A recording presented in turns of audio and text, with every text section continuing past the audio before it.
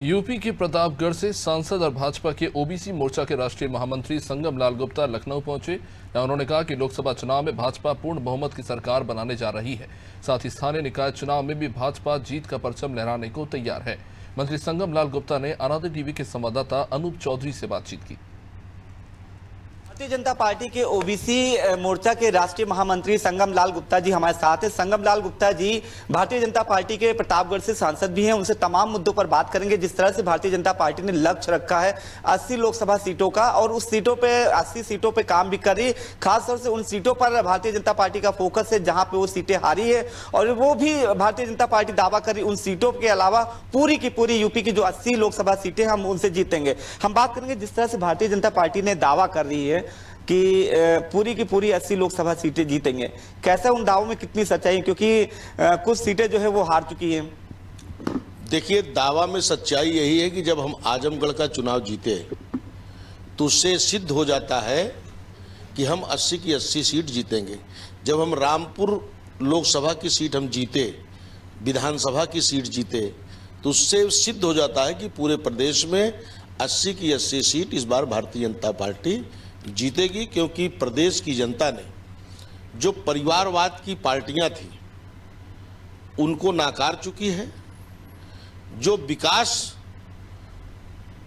की पार्टी हैं, जो विकास को लेकर चलने का काम करती हैं और जो राष्ट्र के निर्माण की बात करती हैं, उस पार्टी को जनता ने पसंद किया है।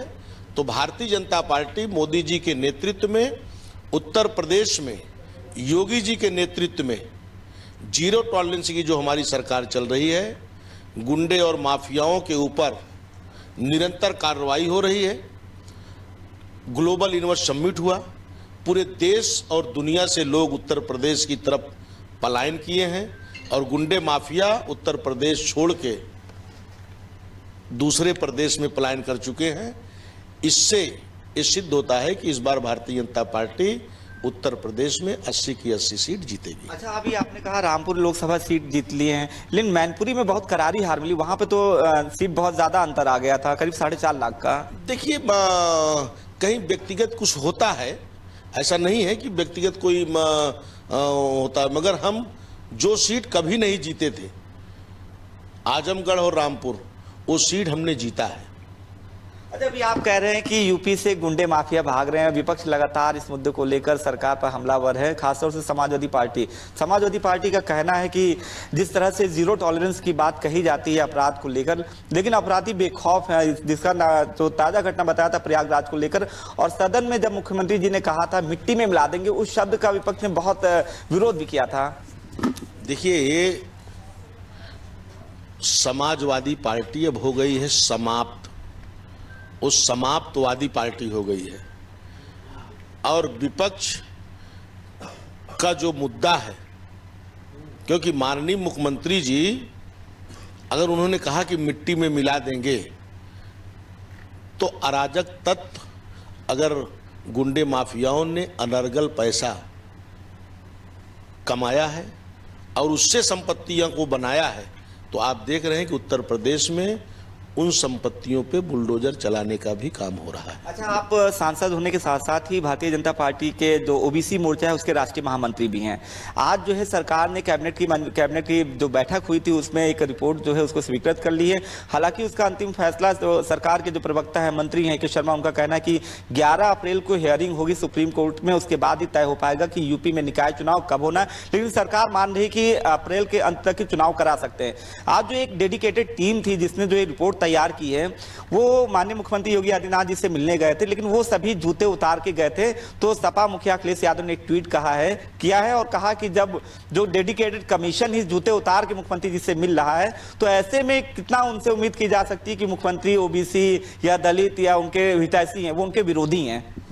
देखिए, ये तो बिल्कुल उनके सोच से साबित हो जाता है कि उनकी मानसिकता क्या है।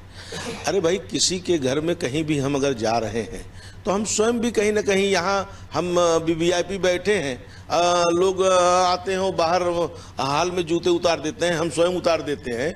उसका इस तरीके से बातें करना, ये तो ओछी मानसिकता, उससे सिद्ध होता है कि उनकी सोच क्या है। अच्छा, निकाय चुनाव में भारतीय जनता पार्टी क्या उम्मीद करती, कितना अच्छा प्रदर्शन रहेगा, क्योंकि ये मिनी कहा जा रहा है 2024 से पहले, उससे पहले ये जो है उसका क्या रहेगा? देखिए, निकाय चुनाव, नगर पालिका का चुनाव, सब समाज का नेतृत्व हो, जैसे कि सुप्रीम कोर्ट ने और हाई कोर्ट ने निर्देशित किया, उसका सबका समन्वय बनाया गया और सारी चीज आयोग का गठन किया गया और उसके तहत सारे सर्वेक्षण हुए हैं और उसके तहत सुप्रीम कोर्ट में उसको दाखिल किया जाएगा। और चुनाव इस बार हम लोगों ने कई सारे नई नगर पंचायतों का भी गठन किया गया है, उससे विकास की पहल को आगे बढ़ाने के लिए ग्रामीण क्षेत्रों में और अच्छा सा विकास हो सके। और देखिए, 2022 का जो चुनाव है, 2022 के चुनाव ने ये सिद्ध कर दिया है कि भारतीय जनता पार्टी नगर पालिका और नगर निकाय के चुनाव में पूरी की पूरी सीट भारतीय जनता पार्टी जीतने वाली है। देखिए, आप संगम लाल गुप्ता जी हैं, जिनका साफ कहना है जिस तरह से 2017 में भारतीय जनता पार्टी की सरकार आई थी, प्रचंड बहुमत से 2022 में भी आएगी, उसी तरह जो निकाय चुनाव होगा उसमें भी भारतीय जनता पार्टी की जीत होगी। कैमरामैन कुमार पृथ्वी के साथ अनूप चौधरी, अनाड़ी टीवी, लखनऊ।